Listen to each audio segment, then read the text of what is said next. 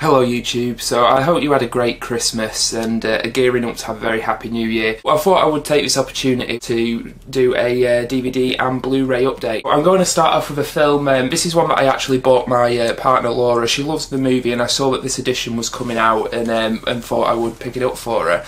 That is The Nightmare Before Christmas. This is the Zavvi exclusive steelbook. As you can see, she hasn't actually opened it yet, but we are going to be watching this.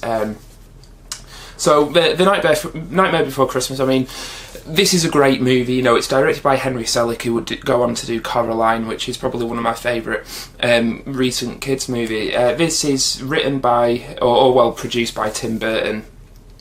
And obviously you all know who Tim Burton is, but it's a great charming little movie. I'm interested to see what it looks like on Blu-ray, and this is a very nice set. We didn't already have it on Blu-ray, so I could sort of justify picking that up. Also got these are the ones that were bought for me now as Christmas gifts. First of which is The World's End. This is the limited edition steelbook as well, as you can see there. A great movie, definitely very high up on the list of my top 10 of the year, a list that I'll be posting on YouTube shortly. There's a couple of movies I want to catch up on, but the list is taking shape. The World's End I absolutely love. This is the last movie in the Three Colours Cornetto trilogy by Edgar Wright, Simon Pegg and Nick Frost. It's probably the most mature of the three movies.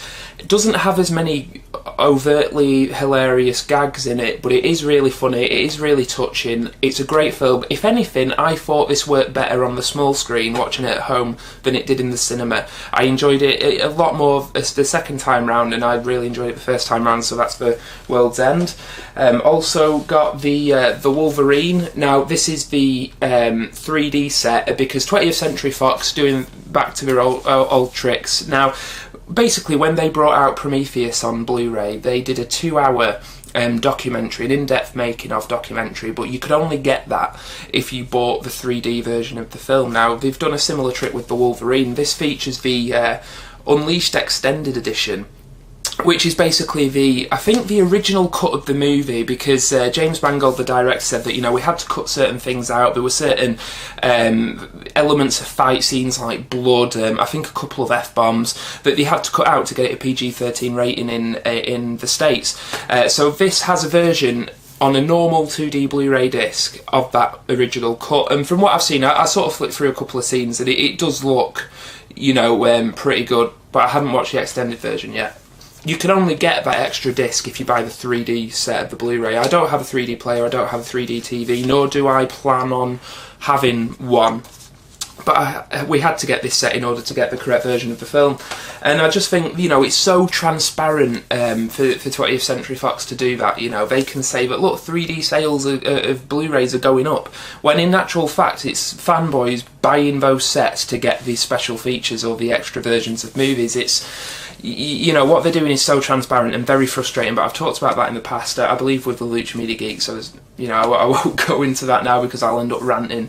The next movie is one that my dad got me, actually, and that is Fast and Furious 6. This is the steelbook, which I didn't ask for, so, because I know that I've criticised, you know, people's steelbook buying habits in the past. Now, I'm not against steelbooks, I like steelbooks, they're very nice. You know, if there was a film that I didn't already own that I wanted, and it had a normal version and a steelbook, depending on the art and the content, I would probably go for the steelbook. They're nice sets, but, you know, it's people who will buy any old crap on steelbook that I don't understand. Anyway, Fast and Furious 6. I like these movies. They're mental, they're about as mad as a doorbell, but I like them.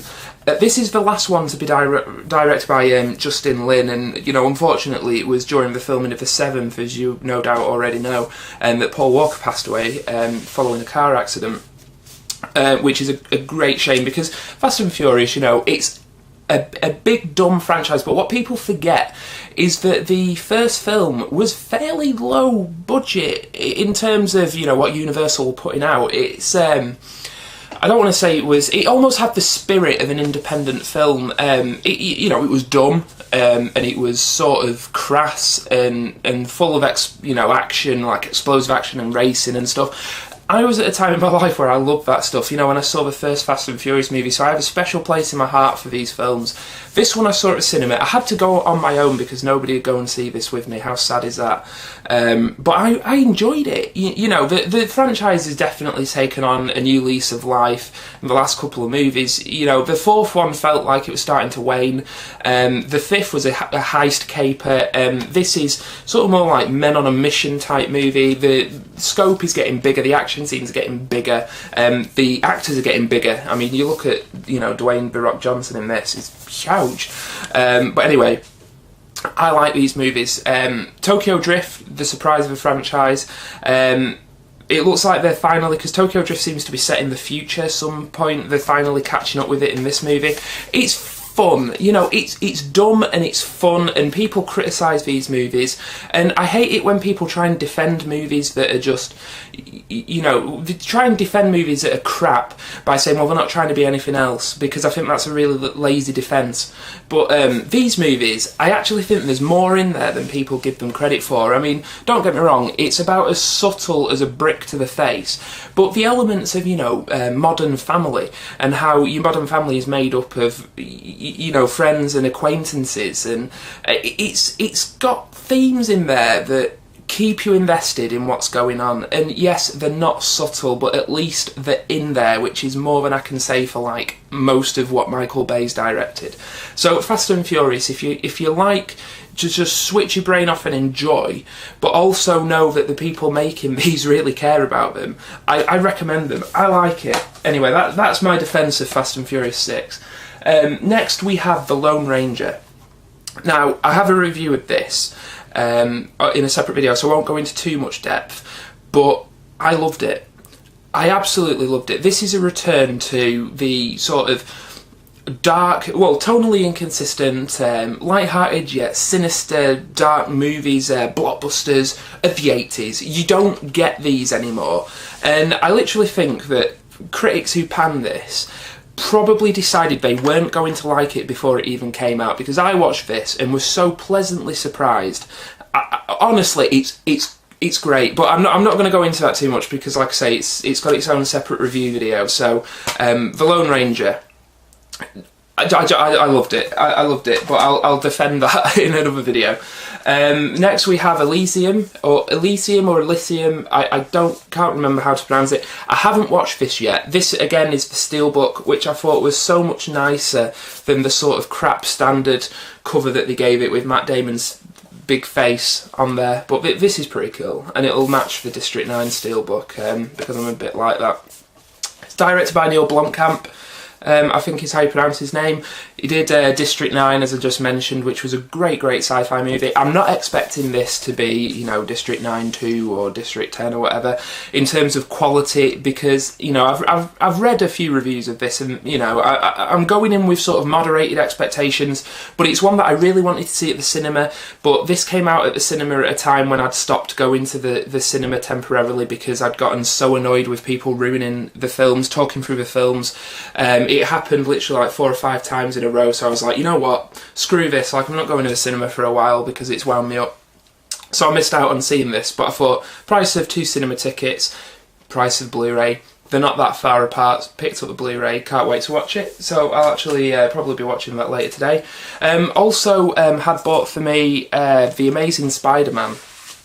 Now, this is a film that I was so disappointed with when I saw it at the cinema, and you can go back and check out my review. I was really disappointed. It was like, it wasn't different enough to the Sam Raimi ones, and it wasn't as good. There's a lot of people who prefer this one. To those people, I say you're wrong, basically. It's a movie by committee. It was made because Sony didn't want to lose the rights to the character. It had no real artistic vision. They didn't know how to market it. So much was cut out, you know.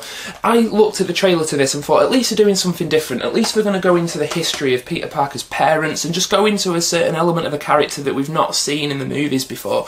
But they didn't do that. They basically ended up doing Spider-Man 1.5.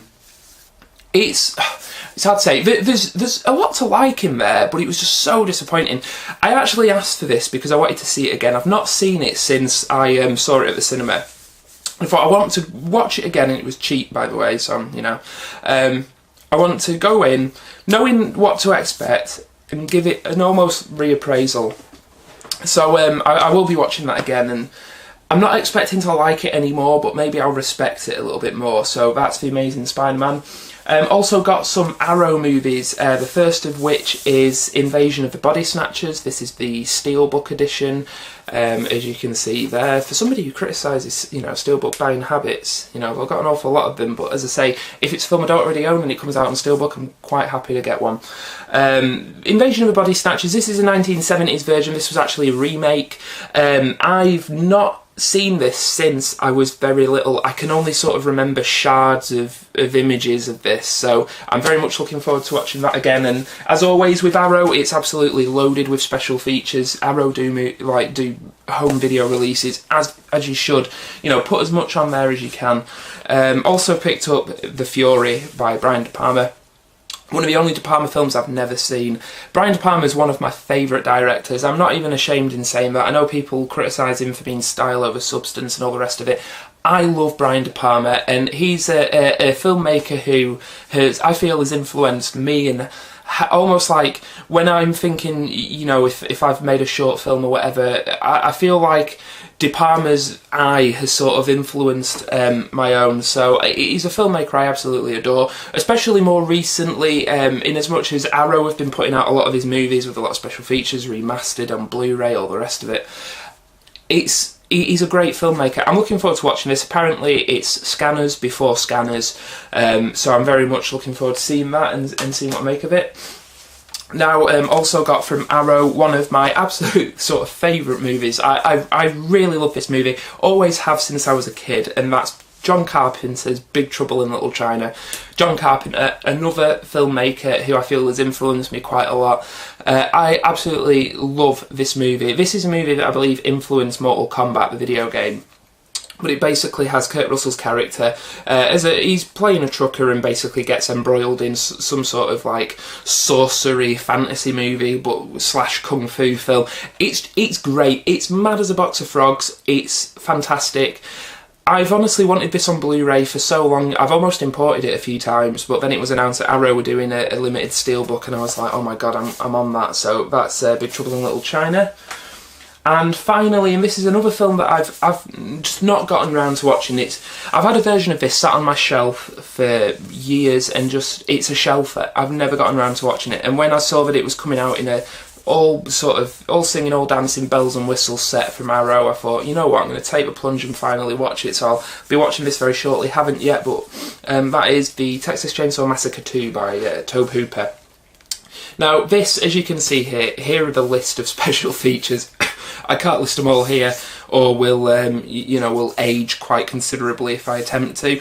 It features a couple of Tobe Hooper's early films on a couple of the discs. It's absolutely chock full of special features. Sam, the Lucha Media Geek, actually did like a sort of unboxing video of this where he got it out of the case and everything. But it was actually quite interesting, and that was a video that sort of finally swayed me into picking it up or requesting it for Christmas. I love the first Texas Chainsaw Massacre movie. It's one of my favourite horror films. Very much looking forward to seeing the sequel. I hear good things, surprisingly good things. So I'm very much looking forward to watching that. But I would recommend that you go and check out Sam's video, and I will even be so kind as to put a link in the bollocks bar. Go and check out Sam's video if you're curious about that set. He's also done a lot of unboxings and stuff like that, which I always check out if I'm thinking about buying something. So that's basically that. Those are the movies that I got for Christmas. I'm quite chuffed with all of them.